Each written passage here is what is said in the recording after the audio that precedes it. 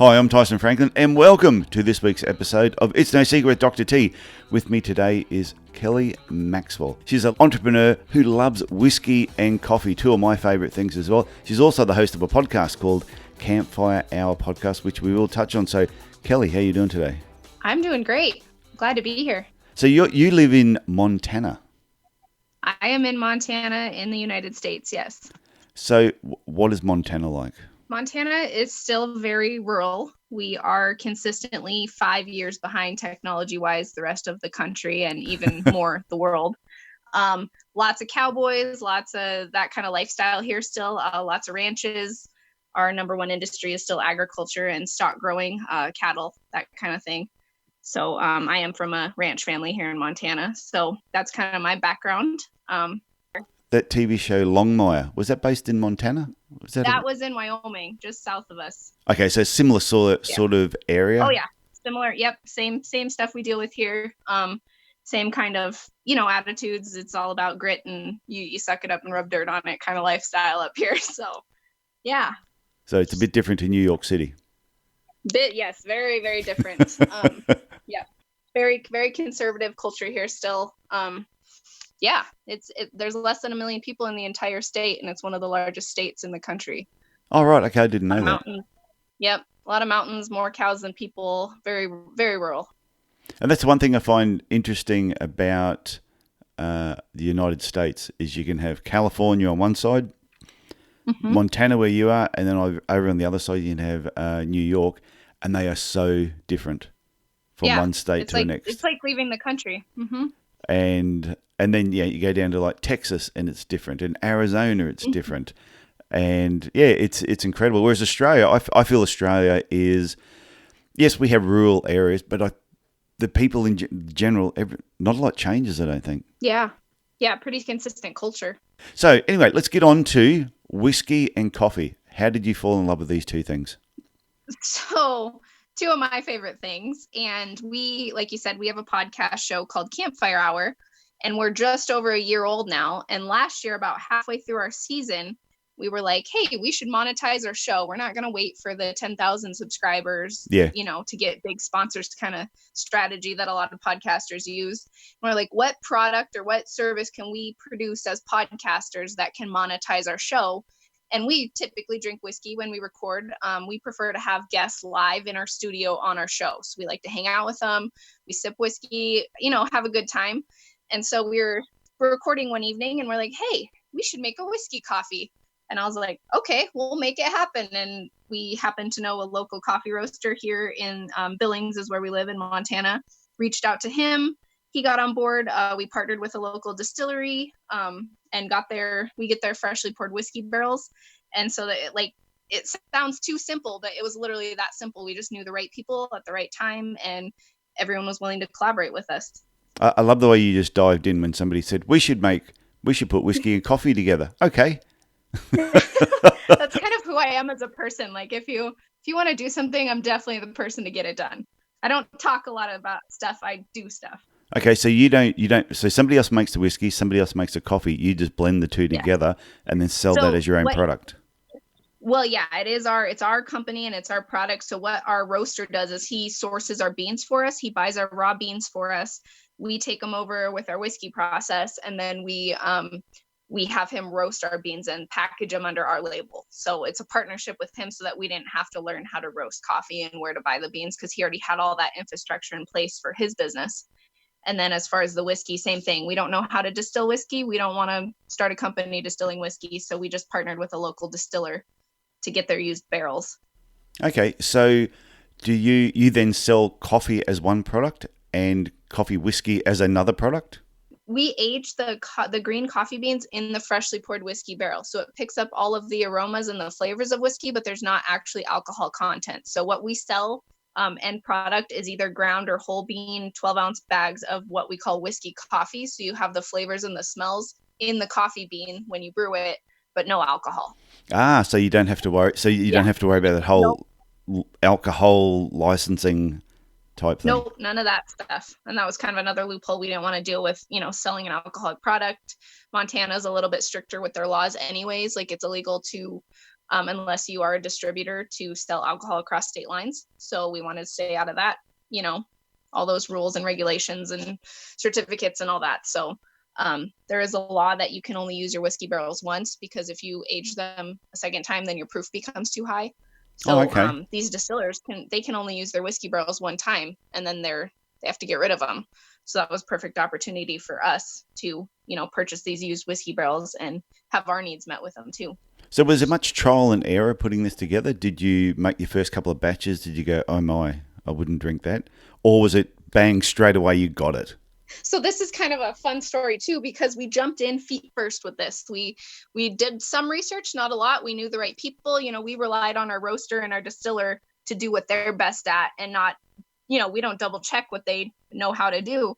So it was kind of a gamble. We reached out to the distiller and said, hey, can we get a whiskey barrel? And then we reached out to Tyler, and he got us a bag of green coffee beans. So we put a 130-pound bag of beans in this barrel, and we didn't know if it was going to work out. And so it was a low risk monetarily. It was $1,000 that we spent to make this first batch happen. But the whole time, people around us were like, this isn't going to taste good. This isn't going to be good. And I'm like, well, then we learned a hard lesson. We learned $1,000 lesson how not to make whiskey coffee, and we'll pivot from there. So it happened to actually be fantastic. And it was really funny. The roaster, we gave him a batch we pulled 6 pounds out of the whiskey barrels for him to test roast about halfway through the aging process. Yeah. And he's like, he picked it up from me and he said, Kelly, I'm telling you, I don't think this is going to work, but I'm going to do it for you and I'll let you know. And that afternoon he roasted it and he texted me and he said, I take back everything I said. This is amazing. I can't believe how good this tastes. I can't stop drinking it. I'm just like shocked that it even is delicious. And so from there, it was a lot of excitement and build up to launch the brand, because we kind of accidentally hit a home run. So that was fun. Yeah, like I like coffee and I like whiskey. Mm-hmm. And you have seen people, like you watch movies, we always see the alcoholic and he's got his coffee in the morning, he reaches into his desk, because it's always the older police officer whose wife has left him, the kids don't talk to him, and the captain hates his guts. And he reaches into the bottom drawer and he pulls out the whiskey bottle and pours it into his coffee. Mm-hmm. And you go to restaurants. Yeah, and you go to restaurants and they do offer coffee with whiskey as like your dessert instead of another dessert. Yeah. So it makes sense that the two work together. So when you're drinking it, is it quite a strong flavor, or is it just quite mild? It's just right. It's just right. It's kind of one of those things where you can smell the whiskey, especially when you're brewing it. So you're brewing it and you're like, oh my gosh, this smells like whiskey and coffee, and you can't quite put a name to it, like exactly the smell you're getting. And then you sip it and you're like, this is whiskey and coffee. Like, it's the perfect marriage of whiskey and coffee together without the harshness of putting real whiskey in your coffee. Because if you've ever done that and you drink your coffee black, that's pretty harsh, and you really have to have an acquired taste. It is harsh. I have tried it. And I wouldn't say it's one of my favorite things to do. Yeah. And so you get the aromas, but then when you sip the coffee, you don't get that harsh whiskey flavor. It's more of the aromas that you get through your taste buds and also your smell, that you're like, wow, I can definitely taste the whiskey in this, but then you just enjoy your coffee flavor. And how's it been going since you've started it? So you said the podcast has been going for a year. So when did this actually kick off? When did you start producing this and selling it? We decided to run our season. So we started our season the first week of March of 2019. So we ran our season March through November. And then we took a break because we were launching the coffee company right before Christmas, which was the marketing strategy. Yeah. And it took off. We sold out our first batch in December. And then hit a lull in January, like most retailers right after the holidays, didn't sell a lot of coffee. And then it really picked back up about halfway through February, and we ship all over the country. We're getting into local retailers all over our state and also across the United States. And then all this COVID stuff hits. So that's been another little lull as far as, getting into retailers who are now shut down. We were purchasing UPC codes to get into grocery stores, that kind of stuff. A little bit of a speed bump here, but as far as a 4-month-old company, I think it's going pretty well, all things considered. Well, yeah, considering the COVID-19 thing that everybody is sort of struggling with at the moment. It's, retail's probably not one of those things you want to be in right now. However, you still have a unique product, and if you're selling it online as well, So if people wanted to buy it online, what's the best place to go and grab it from? So you can just go to our website, which is campfirehour.com, and that has information about our show. You can buy coffee. You can kind of read our bios, learn a little bit about us and how the coffee company came to be. So we like to have fun. But yeah, it's been really fun. It's been wild how fast we've grown in a short amount of time, despite all the little speed bumps.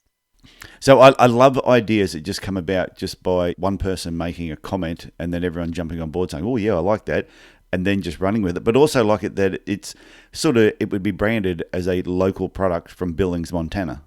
Yeah, that's been really fun. I think the funnest thing for us as the people who have created it and are telling people about it and sharing is people have never heard it. They've never tried it. They're like, what's whiskey coffee? So just being able to educate them, let them taste it. Like when we do little pop-ups, like farmers markets, that kind of thing, we always have little cups and we have a air pot so people can try it. And then they're like, oh my gosh, this is incredible. I've never had anything like this. So that's been the funnest for me, is it's educating people too on the product that we created and are offering. So that's been really fun. Do you ship it overseas? Yeah, we do. We found out it is insanely expensive for shipping. So until we can kind of work out some of those kinks, international shipping for goods like food stuff is more expensive. So, but yes, we would ship overseas. Because it's funny, because I've heard of coffee, like coffee liqueurs and coffee whiskey, but not the other way around, whiskey coffee. Yeah. And we like to tell people to go ahead and put a little splash of bourbon cream in your whiskey coffee. And that really is something like that will change your life. That's what we do on Saturday mornings. That just takes it over the top, doesn't it? Yes. The perfect drink. So this, because of the, okay, we're going through the COVID-19 thing, that's put a bit of a stall probably on the growth of the business, but it will pick up, and your online sales will pick up. And it sounds to be one of those products too that once people have it, they go, oh, wow, this is good. And they're going to keep wanting it more. Do you have plans to expand the range, to go into other things? Or at the moment you go, no, we just want to really nail this? So our whiskey coffee is kind of our, that's our bestseller. That's our novelty product. It's been really cool. The majority of people that buy it, they buy it for the men in their life. What do I get dad for his birthday? What do I get my husband for Valentine's Day? Whiskey coffee. It's the perfect gift. So that's really our demographic is we really target men because they're usually ones who prefer to drink whiskey straight and coffee. Yeah. So that's been fun. But yeah, we do have an original roast as well that we launched along with the whiskey coffee. So we have a roast that's named after our podcast, which our tagline for our show is where the roasts are hotter than your mom. And so our original coffee blend is this roast is hotter than your mom. So that's I love that. Yep, that's just a normal, medium roast for anyone who likes coffee. And then the whiskey coffee is smoother than your dad's aftershave. That's the name of that blend. And then we, this is kind of a feel of our show too. We talk about leadership and entrepreneurship, but we like to banter and tease each other. And then we're working right now, which also kind of got set back. It was supposed to launch in March. We're working on a decaf blend, and that one is going to be named OK Boomer. And I know that's a hot topic right now, and it's seen as an insult. So we want to throw that on its head, and we want to release it as a tribute. So the bag has the label design is a World War II bomber. It has the same pinup girl from the Roast is Hotter Than Your Mom label. She's on the side of the bomber. We're going to get some Vietnam vets on our show and kind of promote it as like we're giving tribute to these people who raised us and who taught us how to save for a rainy day and do the right things. And right now that's kind of been a hot topic and seen as an insult. So we want to kind of bridge that gap of millennials and boomers, because that's kind of where we are too. So that's our next big project coming down the pipeline. Oh, well, it's good that you've got plans, because your background is marketing. Is that correct? Yes. Yep. I own a marketing agency here in Montana as well, which on the side of sounding extremely arrogant, I do attribute a lot of that to how quickly our show and our coffee company grew, because we handle all of the social media marketing. We've handled all the, online presence. So, we exploded in the last year. We haven't even been open, I guess, as far as a coffee company, we've only existed in 4 months, and we're already getting into retailers across the country, and despite all this stuff going on. So that's been really cool too. Almost as just a referral for other people who look at hiring me, Yeah, well, I don't think it sounds arrogant at all. I reckon if you got your shit together and you know what you're doing, then there's nothing wrong with it. We do a good job. So our podcast has grown immensely in the 1 year it's existed, and that's all been really fun too. So you had your marketing business. You've been helping other businesses with marketing and branding. Mm-hmm.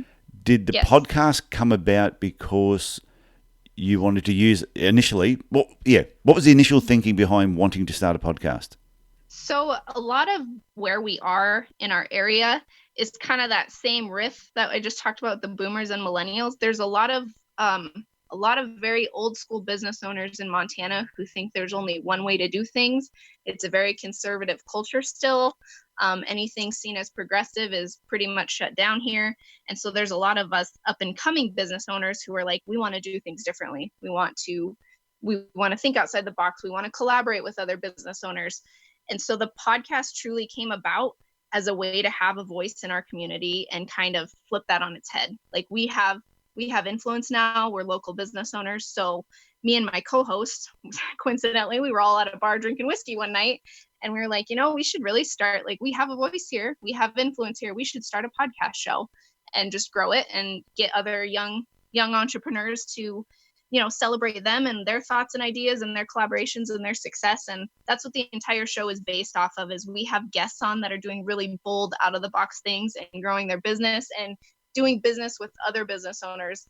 We believe in collaboration over competition, and that's the basis of everything we do. So really that's the basis of the show, and how it started was just let's change the culture here. We have the ability to do that. And you said that with your podcast, you have a lot of people come into your studio, so you're recording it live with the person in front of you. Yes. So I take it most of the people that are going to be on your show then are local business people in your area. Yes. Yep. That's how it started. We're starting to bring in more people from farther away.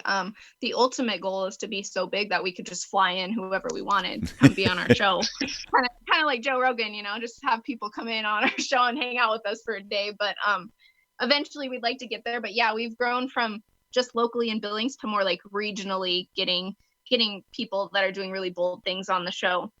But I think it's great because being a local business person yourself, a local marketer, you've got a marketing agency, helping people in that area, to then have a podcast and then bringing local business people in to talk to them and help share their business. Because if they come on your show, they're automatically going to be telling their friends, hey, I was on this podcast. But then that exposes you and your business, your coffee, to this whole group of people that wouldn't know you were there. Yes. And that was truly part of the marketing strategy when we first were joking, drinking whiskey and joking about starting a podcast. But like I said, you throw an idea at me, I'm going to make it come to life. So my pals were like, hey, we should start a podcast. Ha ha. And I'm like, okay, we'll get it done. And so 2 weeks later, we were recording our first episode. But part of the strategy when we actually sat down, I'm like, you guys, for real, we're going to do this. Let's make a business plan. It was anyone can just listen to, 5 people a week can listen to us 3 talk about whatever. But truly, if we bring on a guest every week, we hit a new audience every week. Definitely. And that's where the growth comes in. And I've mentioned that to people that, because I do business coaching, and I've mentioned that to a lot of people. I've gone, in your area, you could quite easily set up a local small business podcast, whatever you want to call it or what angle. Oh, yeah. Mm-hmm. Bringing local business people in every time you talk to someone new that exposes you to their audience, because no one's going to come on a podcast and then just keep it to themselves. Not if they feel, not if they listen to it and they go, oh damn, I was good. Yeah, my friends are going to hear this. Yep, and that strategy has worked so well for us. We are seen as local influencers. Like we've had third-party sponsors reach out to us personally on our social media pages as like, can you be a brand influencer? Like you're an influencer in Montana. So like it's worked that well that we're actually getting personal sponsorships for ourselves, even off of the branding we've built just doing the show. Because people see every week who we're with. We're seen with the who's who of Montana, that kind of stuff, that wasn't the strategy at first, but that's just been a cool side effect of our marketing strategy of hitting a new audience every week. Okay, so are you talking about your personal brand as the Kelli Maxwell brand? People are starting to recognize you, and they're going, oh yeah. And kids in the street are stopping their parents and going, Mum, that's Kelli. I was in the waiting room of physical therapy a few weeks ago. Yeah. Because I'm a CrossFitter. We like to abuse our bodies. It's a whole thing. Oh, yeah. You may as well just go get hit by a car. Yeah. It's the same Yep. result. Might as well. So I'm in physical therapy and I'm sitting in the waiting room and this guy leans over and he goes, "Hey, are you Kelli Maxwell from LinkedIn?" And I was like, "Yes, I am." And I didn't know who this guy was, but he follows me on LinkedIn. And granted, Billings isn't huge, but it's still, 120,000 people and one guy recognized me off LinkedIn. So I thought that was pretty cool.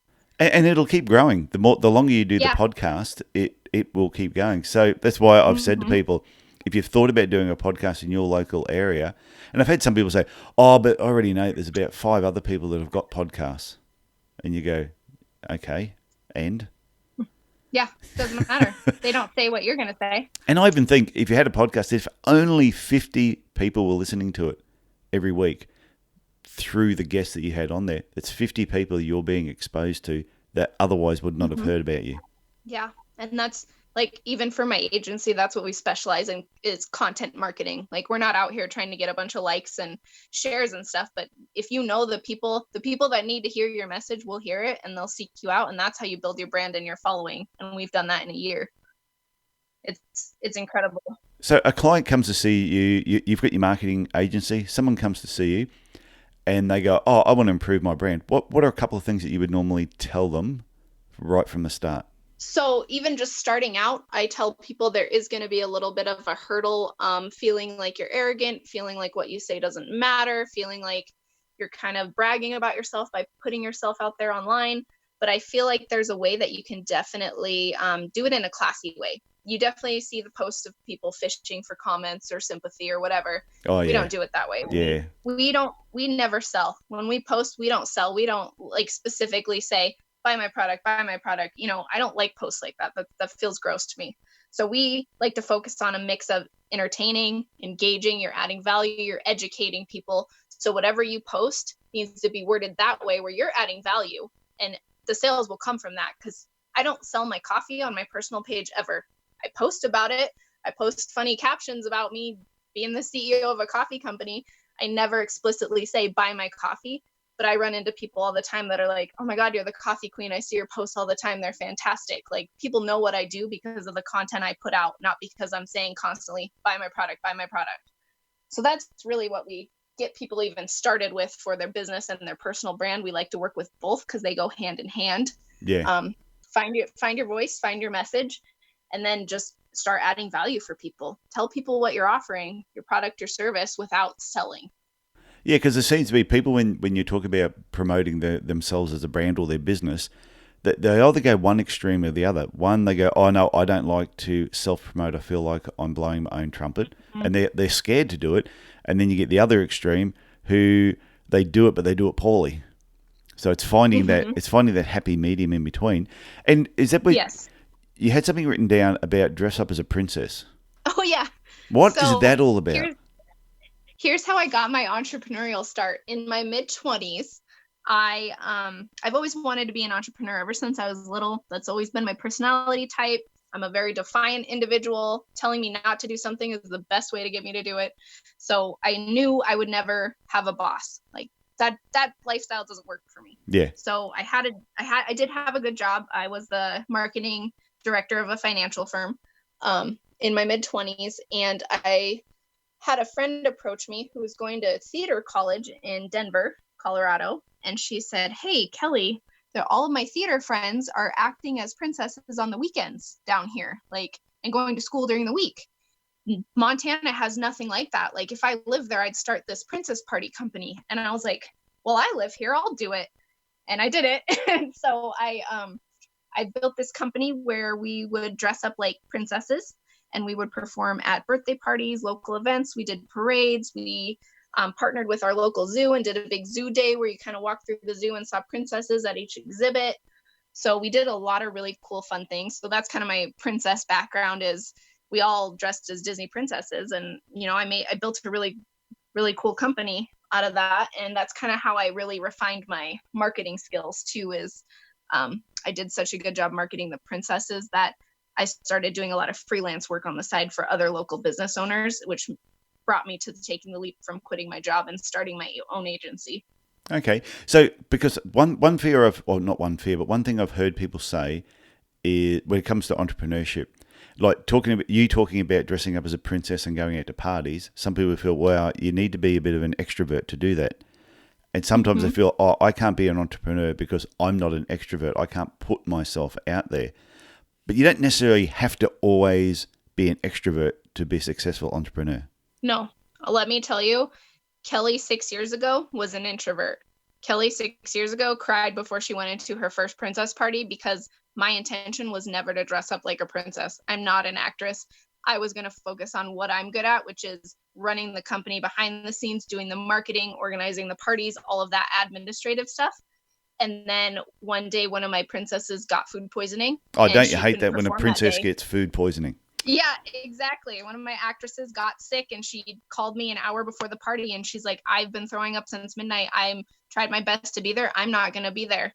And so I was on deck and I had to just fight through the fear and suck it up and do it. And then every time after that, it got easier and easier to the point where I loved performing. I loved dressing up. I loved doing the parades, but I'm not kidding you. I cried for an entire hour and then had to pull myself together to go perform at this party. So out of curiosity, what princess were you the first time? I was Belle from Beauty and the Beast. Oh, right. Okay. Well, that's a good one. Mm-hmm. Yeah. Yep. And I was frequently Anna from Frozen. She was my main character just because I fit the looks the best for her.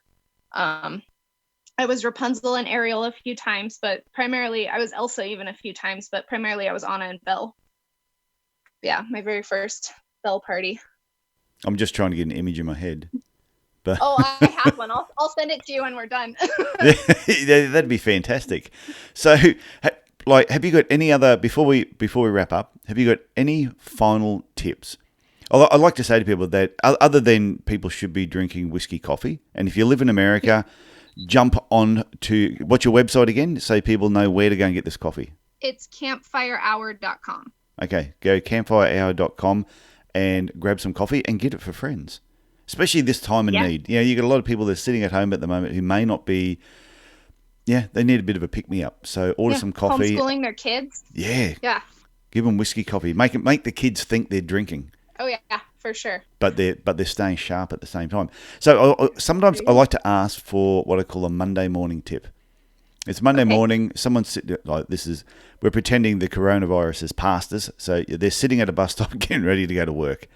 And you come walking past, you sit down right next to them because there is no more social distancing. And they turn to you and say, hey, Kelly, I'm about to go into work. What's one tip you would recommend I do when my bum hits the chair 8:30 Monday morning? You know what? I will say what I say every day, which is collaboration over competition. It's what all of my brands are built off of. It's the lifestyle that we live. If there's any way, because you hear a lot of things about business owners and leadership, and it's so lonely at the top, but I just don't believe that, because if you have an attitude of seeing everybody around you win and you also win, that opens up more doors than you could ever open by yourself. So constantly I focus on collaborating. How can I help you? How can I do a post for you to share about your business? You know, that all comes back to you tenfold. So I just preach it all day, every day, collaboration over competition in everything you do, all areas of your life. That is a fantastic tip.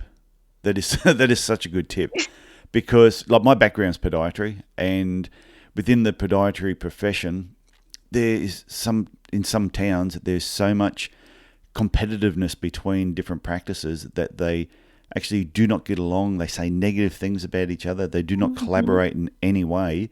Yet I see other industries where they actually all work together and they all benefit. Everybody wins. Yeah. It just makes sense to me. Why wouldn't you want to win and also see someone else win, you know? Yeah, that is great advice and a fitting way to finish this podcast. So, Kelly, I want to thank you for coming on It's No Secret with Dr. T. I always learn something. I feel so guilty sometimes as the host that I just learn. Every time I have a guest on, I always walk away better for it. So thank you very much. Yeah, thanks for having me. This is so great. Well, I hope you enjoyed listening to Kelly today, and Oh, I tell you right now, I could really handle a whiskey coffee. It sounds fantastic. And I know the next time I get over to America, I am going to put an order in ahead of time and get it delivered to a friend's place so they can bring it to whatever event that I'm going to. And if you live in America, jump onto campfirehour.com and order yourself some. It sounds fantastic. And I love feedback from anyone who actually buys some and tries it. I'd love to know what you think. Send me an email, tf@tysonfranklin.com. Your feedback would be fantastic. So what I loved about this particular episode is the way that Kelli, when an idea is presented to her, doesn't sit there and maybe not, just dives in and actually does it. And I'm sure there's a lot of thinking that goes in. She doesn't just dive in blindly. But I think what the main thing is, she takes action, which I think is fantastic. And the other point that I tell you, I just think is worth driving home, just put it up on your wall if you can, collaboration over competition, and asking people, how can I help you? I think that is so important. So I hope, like I said, I hope you really enjoyed Kelli today. I loved talking to her. I thought it was fantastic, and I loved the enthusiasm. So just one more thing before I go. If you've been enjoying this podcast, It's No Secret with Dr. T, please give us a couple of moments of your time. Jump online, jump onto iTunes, jump onto wherever you listen to podcasts, and give us a review. Let other people know that this podcast is worth listening to. It's all about social proof. So that's it from me this week. Look after yourself, especially right now. Look after yourself. And I've been saying that every week. With COVID-19 going around at the moment, please look after yourself.